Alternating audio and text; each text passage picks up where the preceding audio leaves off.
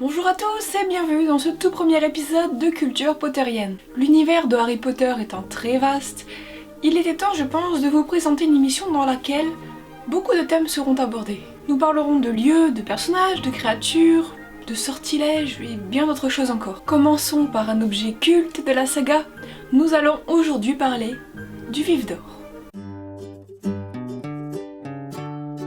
Cette petite balle volante de la taille d'une noix apparaît dès le premier film lors de l'initiation de Harry au Quidditch. Elle est utilisée pour ce sport et doit être capturée par l'attrapeur qui fera remporter 150 points à son équipe s'il réussit. Cependant, durant les matchs de Quidditch, ce n'a pas toujours été le Vif d'Or qui a été utilisé. Son ancêtre est appelé le Vivet doré.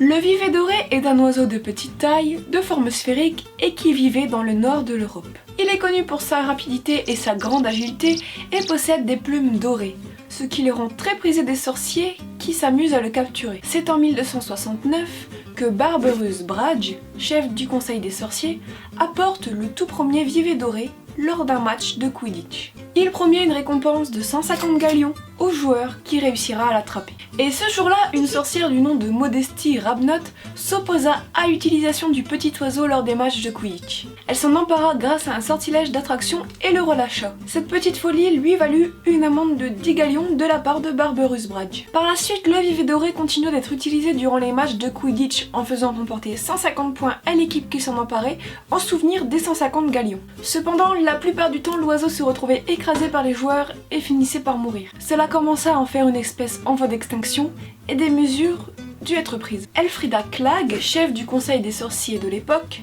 le déclara comme une espèce protégée. Il fut alors interdit d'utiliser le Vivet doré durant les matchs de Quidditch. Les joueurs de Quidditch cherchant à remplacer le Vivet doré, un ensorceleur de métaux du nom de Bohan White inventa le tout premier Vif d'Or. Ce qui est très intéressant à savoir, c'est que cette petite balle a une mémoire tactile, ce qui était très utile pour savoir quel joueur avait attrapé le Vif d'Or en premier, et donc départager les deux équipes. Mais dans l'histoire de Harry Potter, le Vif d'Or avait un rôle bien plus important que celui de balle de sport. En effet, à sa mort, Dumbledore lègue à Harry le Vif d'Or qu'il avait attrapé lors de son premier match de Quidditch avec la bouche. D'abord dans l'incompréhension, Harry comprit bien plus tard pourquoi il avait reçu le Vif d'Or. Il réussit à l'ouvrir en le déposant sur ses lèvres, n'oubliez pas la mémoire tactile, et découvrit qu'il contenait la pierre de résurrection. Voilà pour la petite histoire concernant le Vif d'Or. Alors j'ai quelques petites choses à ajouter. Donc la première, c'est que si vous êtes collectionneur, sachez que vous pouvez vous procurer des répliques du Vif d'Or. Donc il y en a plusieurs. Il y en a une qui est faite par Running Press, une autre par Noble Collection ou encore par les studios Harry Potter de Londres. Mais si vous êtes bricoleur, sachez que vous pouvez vous le fabriquer vous-même. Je vous mets le lien d'une vidéo super sympa qui vous explique comment le fabriquer.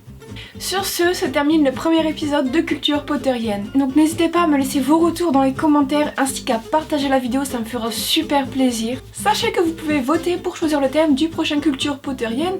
Le lien du sondage se trouve dans la description. Et donc cette semaine, vous avez le choix entre deux personnages, Minerva McGonagall et Severus Rogue. Voilà, et moi je vous dis à très bientôt.